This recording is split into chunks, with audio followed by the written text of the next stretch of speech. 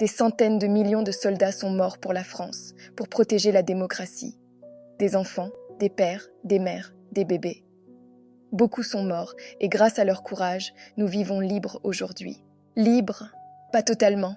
Aujourd'hui, les gouvernements crachent sur la tombe de nos morts. Plus le temps passe et plus ils nous suppriment des libertés. Cette liberté que nos ancêtres ont pourtant gagnée. Aujourd'hui, ce président qui n'a jamais fait l'armée piétine leur tombe. Ce gouvernement muselle de plus en plus les Français.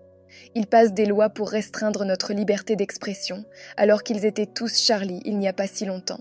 Aujourd'hui, si on critique les décisions du pouvoir en place, nous serons passibles d'une amende et de prison.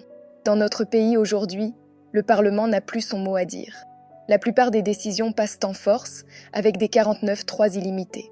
Dans notre pays de liberté, le président prend à lui seul des décisions qui vont être cruciales pour notre pays, sans même que le peuple ne sache en quoi ça consiste. Aujourd'hui, cet homme donne des milliards à des pays hors de l'Union européenne, alors que les Français meurent chaque jour.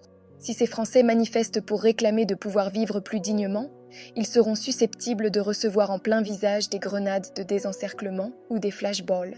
La répression n'a jamais été aussi virulente en France. Les policiers nassent les manifestants et leur mettent des amendes, alors que c'est contraire à la loi.